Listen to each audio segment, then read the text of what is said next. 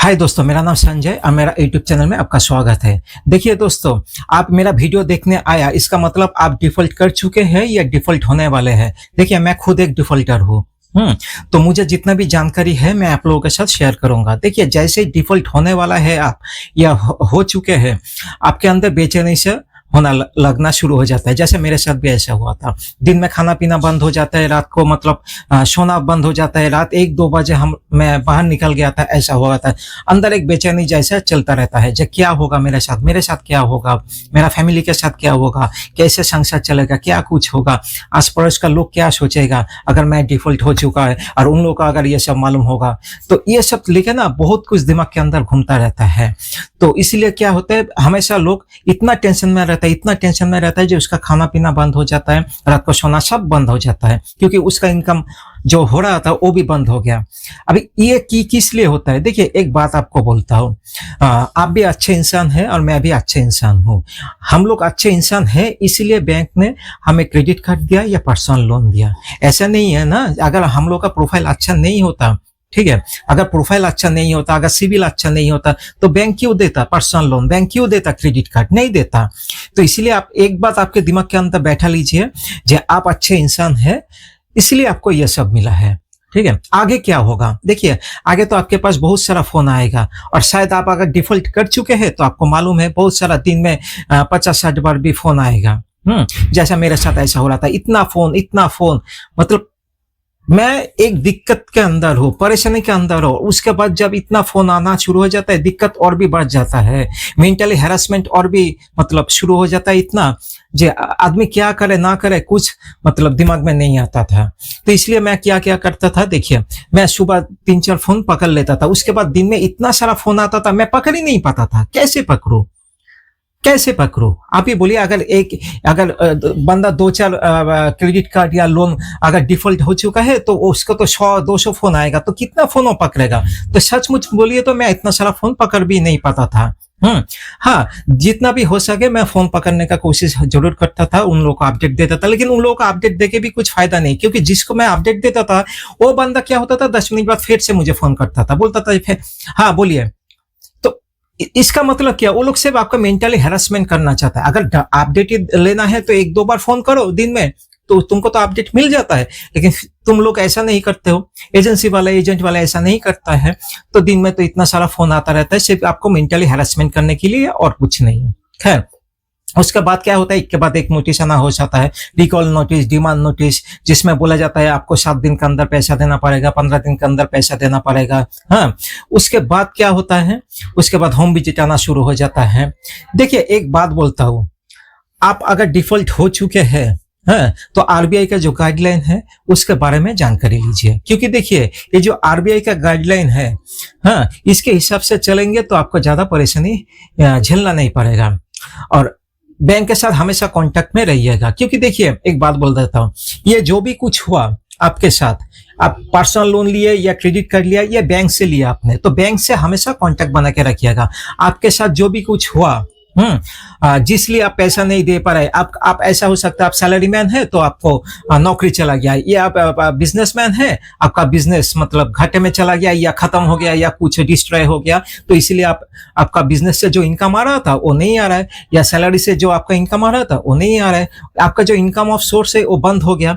इसलिए क्या हो रहा है, दिक्कत, आपने लोन का पैसा दे नहीं पा रहे, क्रेडिट कार्ड का बिल का पैसा दे नहीं पा रहे, आपका फैमिली जो है चलाना मुश्किल हो रहा है। तो ये सब दिक्कत किस लिए हो रहा है? क्योंकि आपके पास जो इनकम है वो अभी नहीं है। तो ये सब जो परेशानी आपके साथ हो रहा है, ये सब आप एक लेटर जैसा लिखिए और बैंक को जानकारी दीजिए, जो मेरे साथ ये दिक्कत हो रहा है। तो इससे क्या होगा, देखिए, बैंक को भी ये मालूम होगा जो ये बंदा हम लोगों के साथ कांटेक्ट में है। तो इसलिए बोलूंगा, बैंक के साथ हमेशा कांटेक्ट बना के रखिएगा।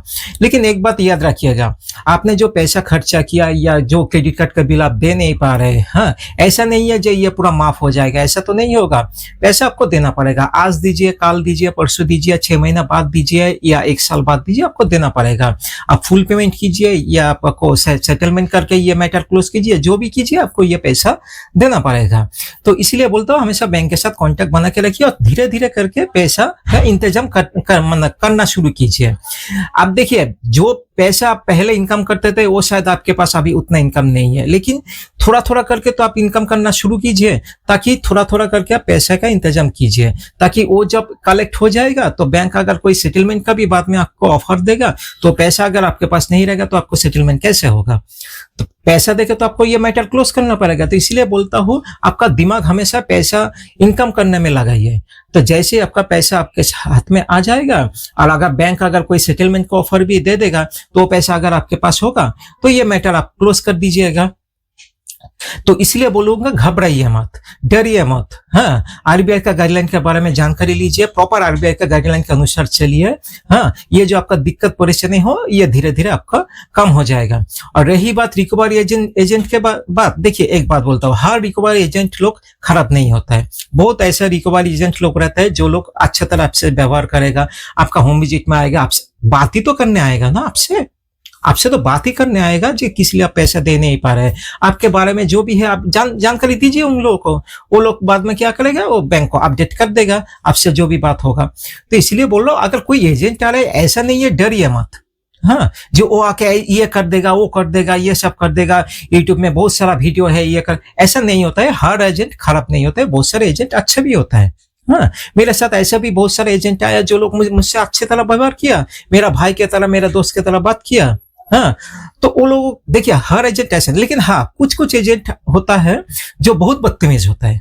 ऐसा नहीं है, बहुत बदतमीज एजेंट भी होता है। मतलब आएगा मतलब आके चित्का चचेमेचे कर देगा, हल्ला गुल्ला मचाएगा, आस पड़ोस में जानकारी देगा। ऐसा मेरे साथ भी हुआ, ऐसा नहीं मेरे साथ नहीं हुआ, ऐसा हुआ मेरे साथ भी, ऐसे हुआ।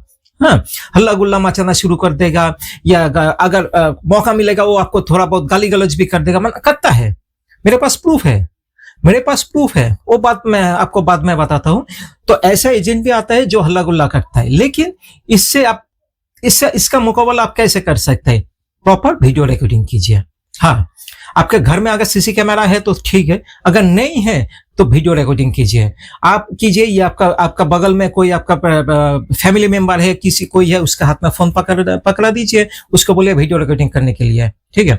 अगर वो एजेंट आके आपको बोलेगा जब भाई वीडियो रिकॉर्डिंग क्यों कर रहे हो, आप बोलेंगे क्यों नहीं करेंगे, आपका ऑफिस के अंदर तो सीसी कैमरा लगा के रख दिया, आपके बैंक के अंदर सीसी कैमरा लगा कर, तो वो क्या सबसे परमिशन लेके रिकॉर्डिंग करते हैं? अगर मेरे घर के अंदर मेरे सुरक्षा के लिए मैं वीडियो रिकॉर्डिंग कर रहा हूं, तो इससे आपका डरने का क्या जरूरत है? आपको डरने का क्या जरूरत है? हाँ, तो वीडियो रिकॉर्डिंग जरूर कीजिए, क्योंकि देखिए ये वीडियो रिकॉर्डिंग ये प्रूफ होता है। क्योंकि देखिए मैंने भी कंप्लेंट रेज किया था, मेरे साथ भी बदतमीज किया था, कुछ खराब लैंग्वेज यूज किया था, तो मैंने क्या उसका रिकॉर्डिंग किया था। आज अगर वो रिकॉर्डिंग नहीं करता तो मेरे पास प्रूफ नहीं होता। मैं अगर किसी जगह जाके बोलता जब भाई ये एजेंट आके मेरे साथ बदतमीज किया, ठीक है, तो उसका अगर प्रूफ नहीं होगा तो मेरी बात तो कोई सुनेगा नहीं। तो इसलिए प्रूफ होना जरूरी है। तो प्रूफ के साथ क्या कीजिएगा, वीडियो रिकॉर्डिंग कीजिएगा, उसके साथ अच्छी तरह बात कीजिए। वो अगर बदतमीज कर रहा है तो वो भी रिकॉर्डिंग हो जाएगा। उस रिकॉर्डिंग के साथ अगर बदतमीज कर रहा है, हाँ, कुछ उल्टा सीधा बोल रहा है, आस पड़ोस में कुछ जानकारी दे रहा है, गाली गलौज कर रहा है, हल्ला गुल्ला मचा रहा है आपका घर के बाहर जाके, तो उसका प्रॉपर वीडियो रिकॉर्डिंग कीजिए और वीडियो प्रूफ के साथ आप कीजिएगा बैंक को कंप्लेन, मेल के थ्रू बैंक को कंप्लेन कीजिए वो प्रूफ के साथ। अगर बैंक कार्रवाई करता है तो अच्छी बात है। हाँ, तो बैंक अगर नहीं कार्रवाई करता है तो 30 दिन बाद, 30 डे बाद आप आरबीआई के वेबसाइट में जाइए और जाके कंप्लेन कीजिए। और अगर और भी एक बात बोल देता हूँ, अगर जरूरत पड़े, इतना बदतमीज कर रहा है, इतना हाथापाई कर रहा है, कुछ कर रहा है, अगर जरूरत पड़े तो आप नजदीकी थाने में भी जाके कंप्लेन कर सकते हैं, तो पुलिस वाला जरूर व्यवस्था लेगा। तो इसीलिए बोलता हूँ डरिए मत, घबराइए मत। हाँ, अगर पैसे का इंतजाम करने का कोशिश कीजिए, थोड़ा थोड़ा करके ये मैटर क्लोज कीजिए। अगर दोस्तों देखिए इधर व्हाट्सएप नंबर दिया हुआ है मेरा, तो ये व्हाट्सएप नंबर पे आपका नाम, आपका सिटी का नाम, आपका फोन नंबर SMS करके भेज दीजिएगा। मैं शाम को 6 बजे बाद आपको फोन कर लूंगा। कोई भी दिक्कत हो रहा है, कोई भी परेशानी हो रहा है, आप मुझसे कांटेक्ट कर सकते हैं। मैं आपको बोल देता हूँ जितना जो भी कुछ मेरे साथ जो भी कुछ हुआ, आपको कोई राय, सलाह, परामर्श कुछ भी चाहिए मैं आपको दे दूंगा। ठीक है। तो इसलिए बोलता हूँ घबराइए मत, सब ठीक हो जाएगा, घबराइए मत। और कोई भी उल्टा सीधा काम मत कीजिएगा, दिमाग ठंडा रखिएगा, आपके पीछे आपका फैमिली है तो उसके बारे में जरूर सोचिएगा। तो इसलिए बोलूंगा सब कुछ ठीक हो जाइएगा, और अगर कुछ भी जरूरत पड़े तो मुझसे कांटेक्ट कर लीजिएगा। और दोस्तों मैं अगर बोलता हूँ, अगर आप लोगों के पास पैसा है तो फुल पेमेंट करके ये झंझट से मुक्त हो जाइए, अगर नहीं है तो मस्त रहिए, स्वस्थ रहिए। जो रिकवरी एजेंट लोग आरबीआई का गाइडलाइन नहीं मान रहे उन लोगों के ऊपर थोड़ा सख्त रहिए। धन्यवाद, जय हिंद।